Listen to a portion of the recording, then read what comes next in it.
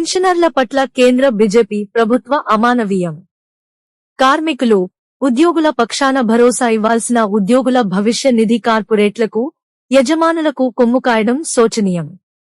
దేశంలో సామాజిక పింఛన్ల కంటే ఘోరంగా ఉద్యోగుల పెన్షన్ పథకం ఈపీఎస్ ఉన్నా పట్టించుకునే తీరిక 12 ఏళ్లుగా కొలువుదీరిన మోడీ సర్కారుకు లేకపోవడం దారుణం.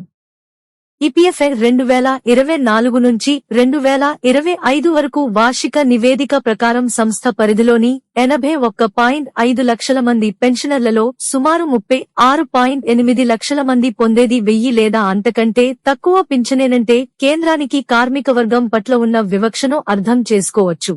పింఛను పెంపుతో పాటు కనీస వేతనం పెంపు కోసం ఆశించిన చందాదారులకు సంస్థ తాజాగా జారీ చేసిన నిబంధనలు మొండిచేయి చూపడం క్షమార్హం కాదు. దశాబ్దాలుగా కార్మికులు పోరాడి సాధించుకున్న హక్కులను కాలరాసేలా లేబర్ కోడ్స్ను తీసుకొచ్చింది. సామాజిక భద్రతా కోడ్ 2020ని గత ఏడాది నవంబర్ నుంచి అమలు చేస్తోంది. ఉద్యోగుల భవిష్య నిధి ఈపీఎఫ్, ఉద్యోగుల పెన్షన్ పథకం ఈపీఎస్, ఉద్యోగుల డిపాజిట్ లింక్ ఇన్సూరెన్స్ కోసం కేంద్ర కార్మిక, ఉపాధి మంత్రిత్వ శాఖ జారీ చేసిన కొత్త నిబంధనలు చందాదారులకు, పింఛనర్లకు ఎటువంటి ఊరటనివ్వలేదు. Employees state insurance act 1948, employees provident funds and miscellaneous provisions act 1952 వంటి 9 చట్టాలను విలీనం చేస్తూ రూపొందించిన కొత్త కోడ్కు అనుగుణంగా సామాజిక భద్రతా చర్యలను అమలు చేయాలన్న ప్రతిపాదనకు ఈపీఎఫ్ ఓ కేంద్ర ధర్మకర్తల మండలి సిబిటి 4 నెలల క్రితం ఆమోదం తెలిపింది.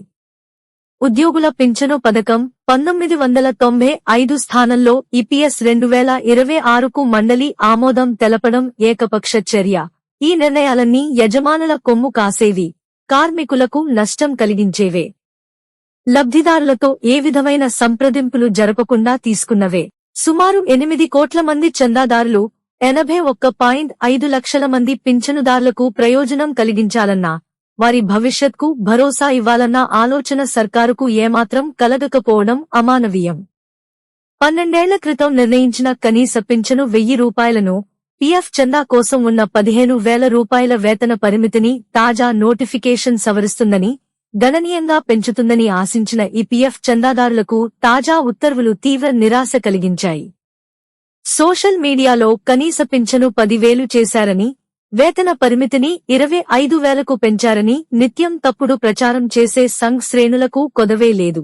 అత్యధిక కాలం కేంద్రంలో అధికారం వెలగబెట్టామని ప్రచారం చేసుకుంటున్న మోడీ సర్కారు వారి ఆశలను ఇన్నేళ్లుగా పట్టించుకోకపోవడం పాలకుల వర్గ నైజాన్ని ఎత్తిచూపేదే.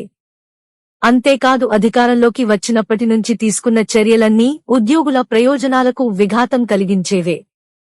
పెన్షనర్ పొందే చివరి జీతానికి 12 నెలల సగటు నుంచి 60 నెలలకు మార్పు చేశారు.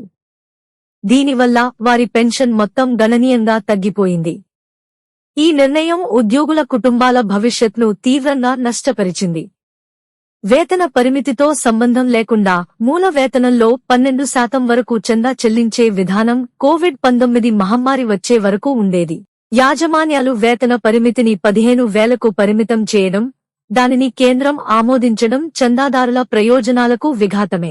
పింఛనుదారులకు ప్రయోజనం చేకూర్చే కనీస పెన్షన్ కోసం ప్రభుత్వం ఏటా అందించే గ్రాంట్ ఇన్ ఎయిడ్ ఆర్థిక సహాయం 1000 కోట్లే. వేతనంతో సంబంధం లేకుండా చందాదారులందరికీ గౌరవప్రదమైన జీవనాన్ని కొనసాగించేందుకు తగినంత ఈపీఎస్ వర్తించేలా ప్రభుత్వం చర్యలు చేపట్టడం కనీస బాధ్యత. కనీస వేతన పరిమితిని గణనీయంగా పెంచాలి. రెక్కలు ముక్కలు చేసుకుని చెమటోడ్చే చందాదారుల కష్టాన్ని యజమానులకు ధారాదత్తం చేసే విధానాలకు ఇకనైనా ముగింపు పలకాలి. లేకుంటే శ్రమజీవుల ప్రతిఘటనను ఎదుర్కోక తప్పదు.